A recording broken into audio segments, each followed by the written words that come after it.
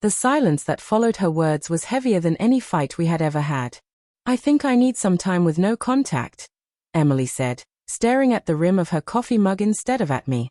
My chest felt like it was caving in, and suddenly the air in our apartment seemed too dense to breathe. "No contact," I echoed, as if repeating it might make it sound less unreal. We were just 3 months away from our wedding day. Invitations were already sent, deposits locked in, our families buzzing with excitement. And now she wanted me gone, at least for a while. When she finally looked at me, her face was pale but her voice didn't shake. "I need space to figure out who I am," she said. "I feel like I'm losing myself. I can't marry you until I know who I am again." I swallowed hard, holding myself together even as every instinct in me wanted to panic. "Take the time you need," I said softly. She blinked, maybe expecting me to argue, but I stayed calm. My hands were shaking under the table, but I leaned back and kept my face still. I wanted to shout, to demand explanations, to make her tell me what I already feared, but I stayed quiet. Sometimes silence wounds deeper than words. The first week apart was agony. The apartment felt haunted. Her toothbrush stayed by mine, her perfume still lingered, her sweater hung exactly where she'd left it. No calls. No texts. No emojis.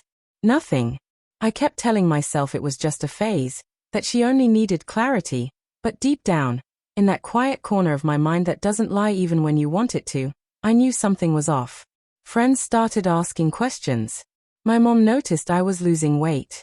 I brushed them off with, "She just needs time. We're fine." But we weren't fine. I wasn't fine when I checked her social media and saw she had wiped any trace of us. I wasn't fine when I lay awake at night imagining her laughing with someone else. And then the photo came. A friend texted me late on a Friday night. "Hey, isn't this Emily?" Attached was a grainy picture from someone's Instagram story. A bar, warm light, Emily sitting close to a guy I didn't know. Their faces nearly touching, smiles that twisted my gut. My first reaction wasn't rage. It was emptiness, like someone had cut the power inside me. I didn't confront her right away. I wanted facts, not guesses. My dad used to say, "Don't swing blindly, arm yourself first." So I started digging. Her laptop was still at the apartment. She had never changed her passwords. She trusted me. That night, I opened her email. It felt like being stabbed. Buried between work notes and random newsletters were flight confirmations, hotel bookings, all for two. The second name, Michael. Her coworker. The one she had once mentioned casually, calling him just a friend. I read their message threads, my pulse hammering. Flirtation. Desire. Plans. She hadn't needed space to find herself. She had needed space to be with him. I stared at the glowing screen until the words blurred. The betrayal hurt, but worse was the memory of her sitting across from me that day, holding my hands, looking me in the eye, and lying. 2 weeks later, she finally texted, "Can we meet? I think I know what I want now." We met again, at the same cafe where everything had started to fall apart. She was sitting in the same cafe where she had first asked for the break. She looked radiant, almost glowing, as if life apart from me had breathed new light into her. I sat down and forced a smile. "So, did you find yourself?" I asked. She hesitated for a moment, then nodded. "I think so. I realized I do love you, but I needed that time to see things clearly." I leaned forward, keeping my voice low. "Did that clarity have anything to do with Michael?" Her face went pale. "What? What are you talking about?" I slid my phone across the table. On the screen were the hotel confirmations, his name, her name, the same booking, same date. She stared at it, then at me. "You went through my email." I almost laughed. "That's what you're worried about? Your privacy." Her lips began to tremble. It wasn't what it looked like. "Don't." I cut her off, my voice cracking. "Don't insult me with that line. You said you needed to find yourself. What you really needed was to find his bed." She said nothing. Tears welled up in her eyes, but I felt nothing, just a hollow, icy stillness spreading through me. I stood. "Take all the time you need, Emily. Just know I won't be here when you're done." I walked out, leaving her crying into a coffee she never touched.